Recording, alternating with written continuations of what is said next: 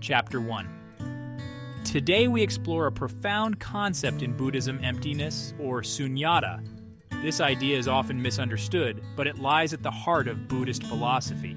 In Buddhism, emptiness doesn't mean nothingness. Instead, it refers to the idea that all things are interconnected and lack inherent, independent existence. Everything exists in relation to everything else.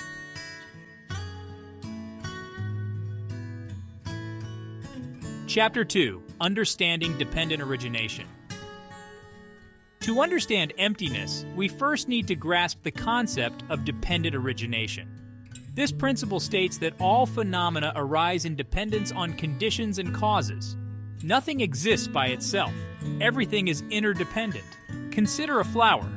It exists because of the seed, the soil, the sunlight, and the water. Without any of these conditions, the flower wouldn't bloom. Similarly, our experiences and the objects around us exist because of a web of conditions. Dependent origination, or Pratītyasamutpāda, is a core teaching in Buddhism. It explains that everything arises due to a series of causes and conditions.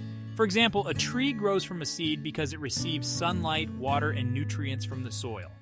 Without these conditions, the tree cannot exist. But dependent origination goes beyond simple cause and effect. It highlights the interconnectedness and interdependence of all phenomena. A tree, for instance, not only depends on soil and water, but also on the microorganisms in the soil, the climate, and even the actions of humans who may care for it or harm its environment.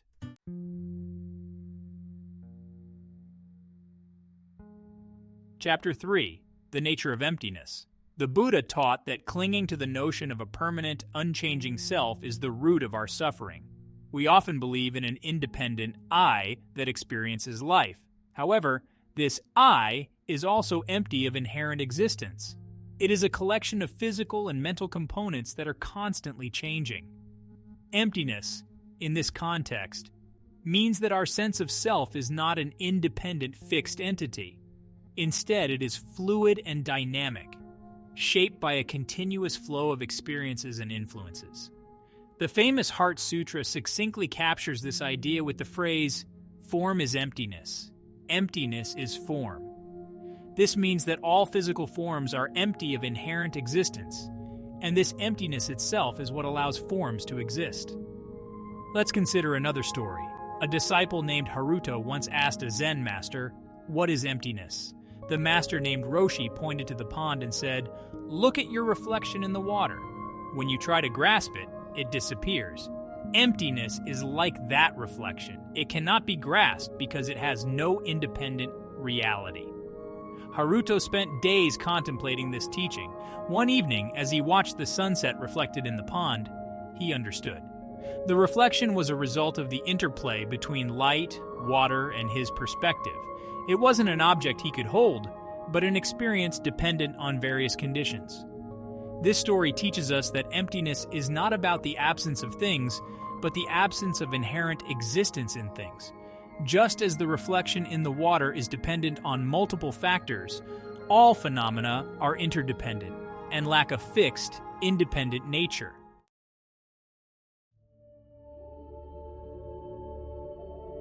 Chapter 4. Applying emptiness in daily life. Understanding emptiness has profound implications for how we live our lives.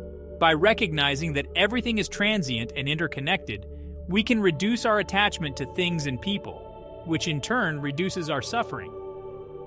When we see that others are also empty of inherent existence, we can develop greater compassion. We understand that their actions and feelings are influenced by countless factors, just like ours. This insight fosters empathy and a sense of shared humanity. Here's a story to illustrate this. In a bustling village, there was a wise elder named Sora. One day, a young villager named Kenji approached Sora with a troubled heart. He said, "Elder Sora, I find it hard to connect with others. I feel isolated and misunderstood." Sora took Kenji to the village marketplace where people were busy trading goods, chatting and laughing. He pointed to the vibrant scene and said, "See the marketplace. Each person here is like a bead on a string. They seem separate, but they are connected by the string of conditions. If one bead moves, the whole string is affected." Kenji watched as a merchant's laughter spread, making others smile. He saw a child's tears prompt comforting gestures from strangers. He realized that everyone was interconnected, their actions influencing one another. Sora continued, "Our lives are intertwined in ways we often don't see. Understanding this helps us develop compassion and patience. When you see others as part of this interconnected web, you realize that their actions and feelings are shaped by many conditions, just like yours." Kenji thanked Sora and left with a lighter heart, now seeing his place within the community with newfound clarity and empathy.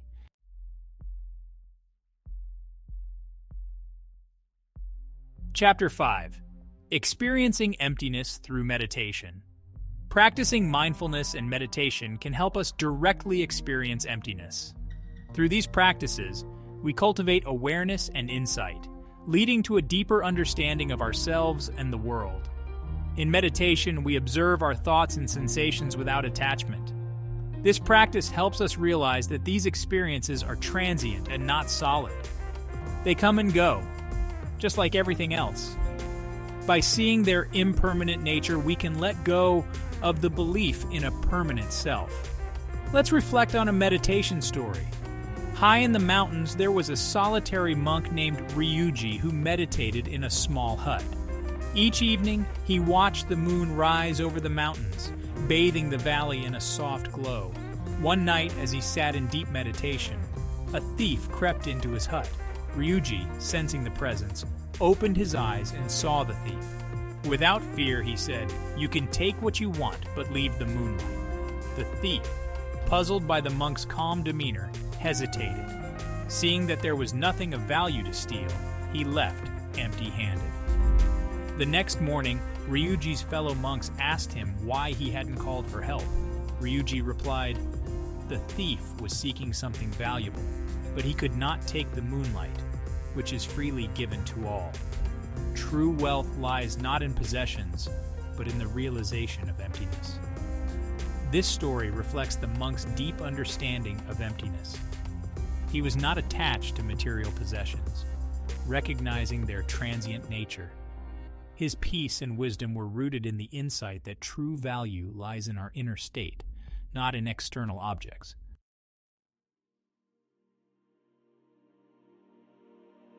Chapter 6. Living with Emptiness. Embracing emptiness is not about rejecting life or becoming detached from it. Instead, it means engaging with life fully, without clinging to fixed notions and expectations. This openness allows us to experience life with greater clarity and peace.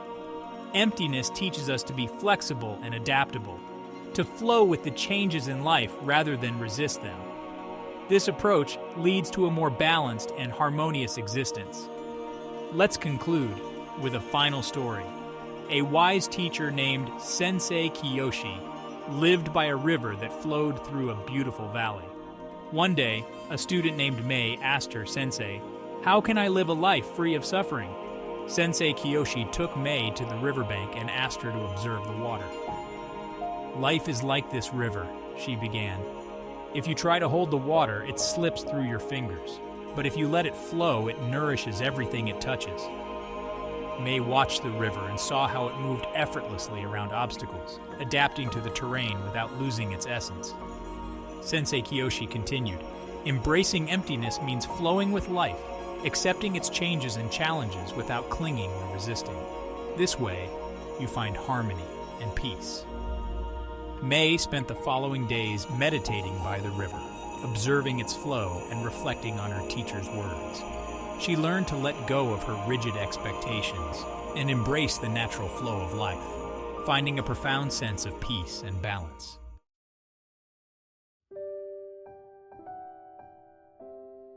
Chapter 7. Emptiness in Relationships. Emptiness also transforms our relationships. By understanding that each person is a result of countless influences, we can approach others with compassion and non-attachment. This perspective helps us build deeper, more meaningful connections. Take the story of Ananda and Priya. They were childhood friends who grew up together, sharing many experiences. However, as they grew older, their paths diverged, leading to misunderstandings and conflicts. One day, Ananda visited a wise monk to seek advice. The monk told him, "Each of you is like a river, shaped by different streams and tributaries. To understand Priya, you must see the streams that have shaped her." Ananda reflected on this and realized that their conflicts were often due to their different life experiences and perspectives. He approached Priya with a new sense of openness and curiosity, wanting to understand her journey. Priya, sensing Ananda's genuine interest, shared her struggles and aspirations. They both realized that their misunderstanding stemmed from not seeing each other's full context. This deepened their bond and brought new harmony to their relationship.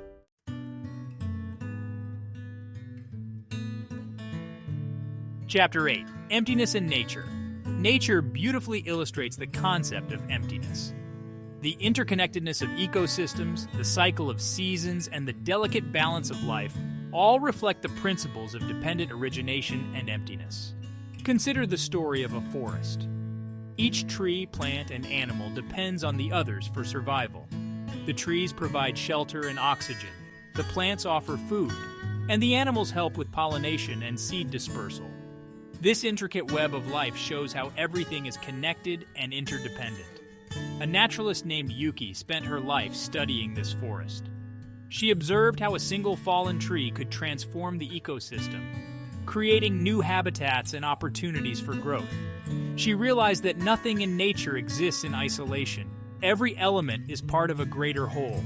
Yuki often shared her insights with visitors, saying, "When you walk through the forest, remember that you are part of this web of life.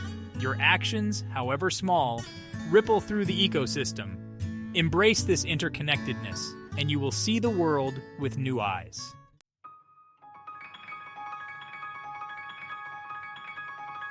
Chapter 9. Emptiness and Creativity.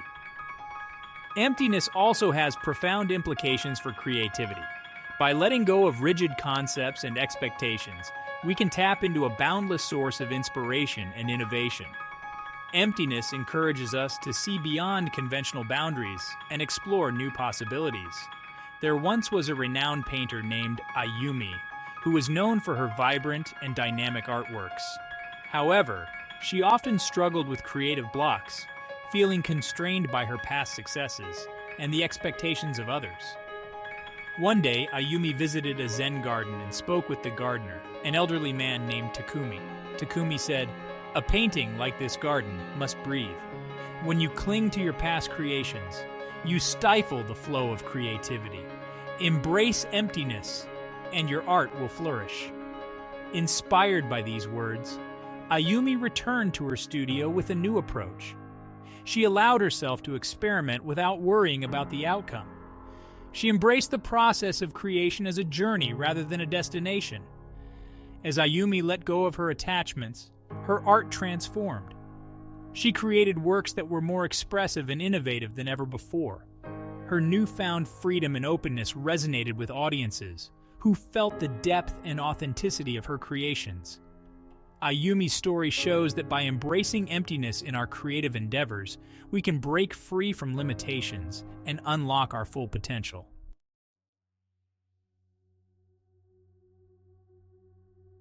Chapter 10. Emptiness and Inner Peace. Finally, understanding and embracing emptiness can lead to profound inner peace. By letting go of our attachments and recognizing the transient nature of all things, we can find a deep sense of contentment and tranquility. There was once a seeker named Taro, who traveled far and wide in search of inner peace. He visited many teachers and practiced various techniques, but still, he felt restless and unfulfilled. One day, Taro met an enlightened sage named Hiroshi. Hiroshi told him, "True peace lies in understanding the nature of emptiness. When you realize that everything is transient and interconnected, you can let go of your struggles and find harmony within." Taro began to practice mindfulness, observing his thoughts and feelings without attachment. Over time, he noticed that his anxieties and desires were like passing clouds, constantly changing and never permanent. One evening, as Taro meditated by a serene lake, he felt a deep sense of clarity and calm. He realized that his true nature was like the still water beneath the surface, untouched by the ripples of his thoughts and emotions. Taro's journey teaches us that by embracing emptiness, we can find a profound sense of inner peace. We learn to navigate life's challenges with equanimity, knowing that everything is part of the ever-changing flow of existence.